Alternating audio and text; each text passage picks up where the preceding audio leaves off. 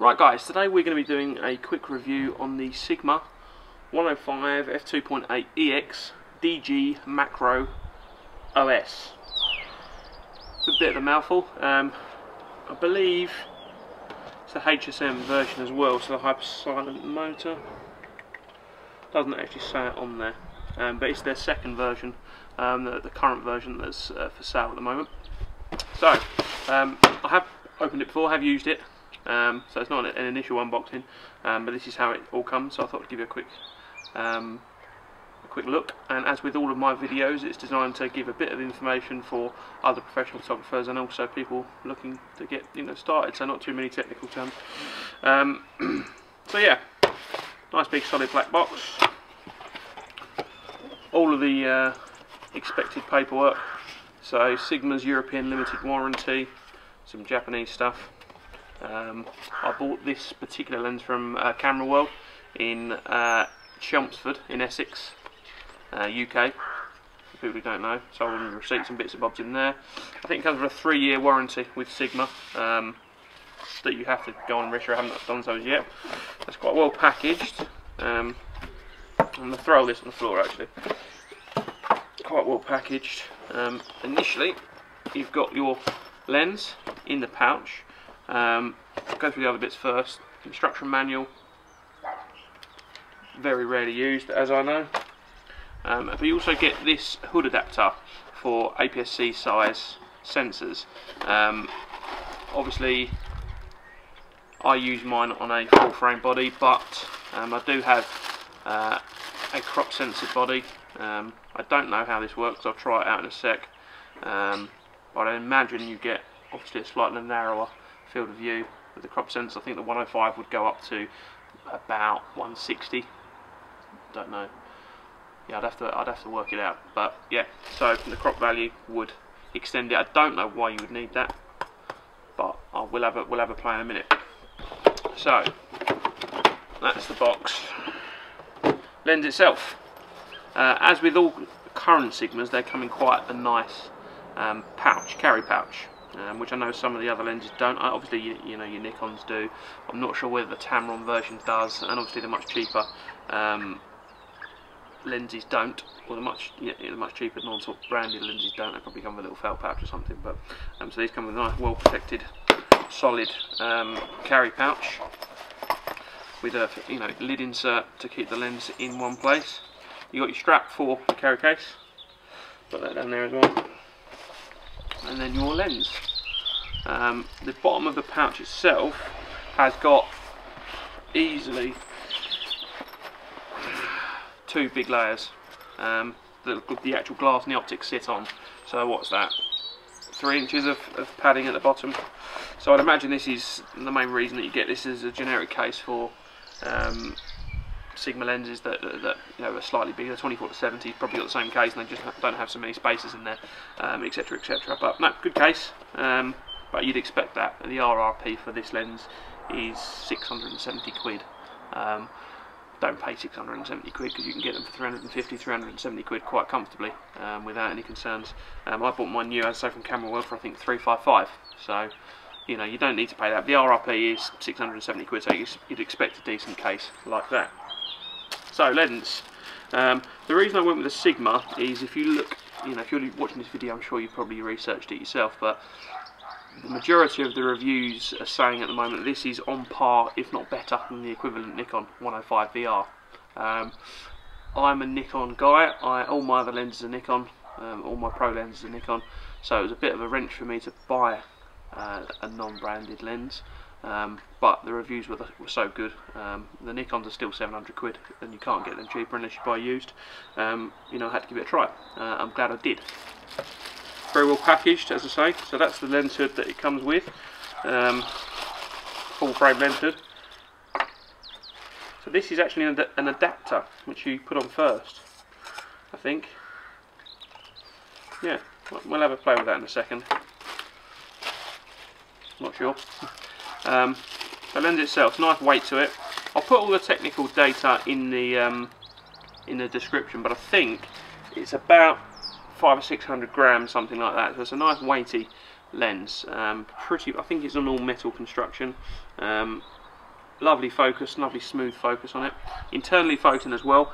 I wanted to stress that because when I was looking at YouTube reviews of this prior, nobody mentioned about the internal focusing. I don't know whether you've ever seen an older macro lens, one of the Tamrons or the older Sigma, but at their closest focusing distance you've got about the same again barrel that comes out.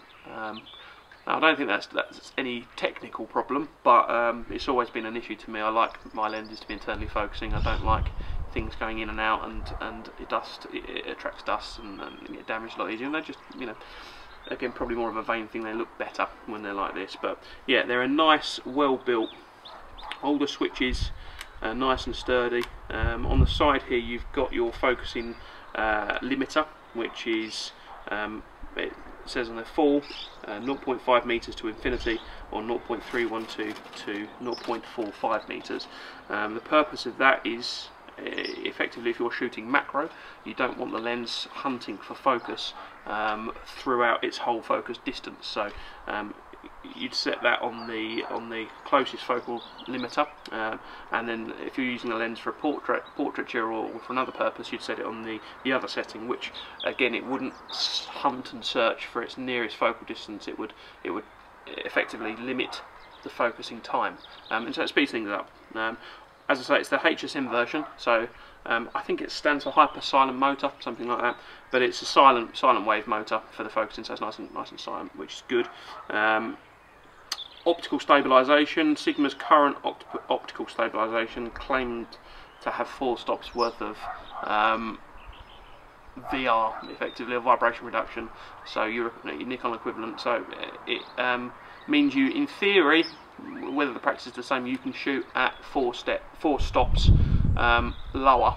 So 4 stops slower on the shutter speed, handheld. Again, same with the Nikon. You can see it working, but I don't know whether it's quite 4 stops. You know, it's quite a big claim, but hey ho. Anyway, the other switches are autofocus and manual. Same with most current lenses, it's got autofocus manual override. So if you've autofocused something, like with most macros, you'd probably want to fine tune it after, just to get your focus dialed in. And then it's got your optical stabilisation off, stage 1 and stage 2. Not sure which way this is around, you'll probably correct me for this, but stage 1 is, I believe, all optical stabilisation all around, and then stage 2 I believe is for panning. So normally when you're panning in video mode especially, you'll get a video lag, which most people would know more about. I'm not a big video shooter, but so if you're panning the lens around, you get a video lag. That's designed to help that. I might be completely wrong, correct me if I'm not. Obviously it comes with your standard lens caps. Front one, I think it's a 62mm thread. Obviously they make plenty of filters for this. I probably won't be using them myself because this will be mainly a macro lens for me. f2.8, so it's a good portrait lens as well, but I'll be using it predominantly for macro. Obviously you've got your metal fixing on the back, your aperture, I can't remember what it's called, but you know what I mean. So nice build quality, nice and sturdy, built like a tank, like most of the current Sigma lenses are. Aesthetically quite pleasing, made in Japan as well, which all know is a big plus for their build quality. So let's get it on the camera. So for the purposes of the display, I'm going to be using my D800. So in the Nikon ranks, you probably can't get a better combination. A one-to-one, true one-to-one macro lens, which this is, and the highest resolution camera they make. It's a pretty good combination. So to me it fits well. It's a good weight, nice and balanced. I've used a few macro lenses before, and I find that they are a little bit slower to focus, but they're still pretty good. As I say, I have used this before, so I can give you an honest opinion on some use on it. The one thing I will say is it is very sharp indeed. Probably, arguably the sharpest lens I've got, and I've got 70-200 2.8 BR2 24-70. But in terms of detail, the resolution on the camera, marrying it up with a lens, this it brings some incredible results. Same with any macro lens, or true one-to-one macro lens. The depth of field is absolutely minute at wide open at 2.8. And the first test I did with the 5p piece, and the word Elizabeth is written around the side. The only letter I could get in focus wide open was E on a 5p piece. So it's really shallow. Probably unusable in most circumstances. If you're doing product photography or detail shots at a wedding, you probably aren't going to be able to shoot this wide open because it just doesn't render enough of the image in focus. I was doing some product photography the other day, and of some little my own boxes for supplying the USB sticks to the brides and grooms and weddings, and they're tiny, very small, and I could only get one of the letters in focus, which is great. It creates a really dramatic and arty look, but if you're trying to display a product for a client, they're probably going to want slightly more of it in focus. Not a problem. I like to create those interesting images with certain things, so for me it's brilliant. It's absolutely great. It's just it takes a bit of getting used to. I'm shooting, turn the ISO right down, I'm shooting let's, for example, this lens cap. I'll put some examples up after the video, but if I'm shooting this lens cap wide open, I can get the N off the Nikon, the I. Yeah, N and half the I off the Nikon badge, closest focusing. So, it's really good. But then if you stop it up, that was wide open. If you stop it up to f18, whatever, and that's a 25th of a second, you're still not getting a huge amount. I'm getting the N and the I. Yeah, the N and the I. There's a lot more, a lot more usable. Anyway, let's try out this extender. I'd imagine it goes on this way. Again, I don't really. Someone on here is probably going to be able to explain what the purpose of this is for me more, but that just to me looks ridiculous. For a macro lens, that's longer than my 70-200. I don't know what the extender's for. Someone explain it to me. Can't get my head around it. The only time I use my lenses to stop flare, that's it, and improve the clarity of an image. So can't work that way. But anyway, so we'll take that one back off and just put the standard one back on. So that's how it looks as standard. It's still, it's still a decent size, but it's well balanced. As I say, the focusing ring on it is lovely and smooth, like all the current Sigma models. Let's move all this around. So, in review, highly recommended as a lens. Some of the images that I've got from it, and I'll put up at the end of the video, are incredible. It's now part of my kit that is a must-have, I think. As I say, I shoot weddings and baby portraiture, so for the detail shots, the ring shots and the flowers and the detail shots at a wedding, brilliant.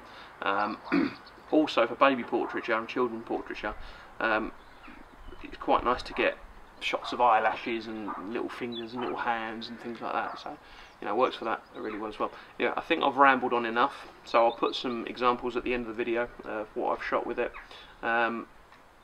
Any comments, any questions, let me know your opinion on it if you've used this lens, or let me know your opinion on the competitors that I did, the Tamron and the Nikon version. Thanks for your time. Cheers.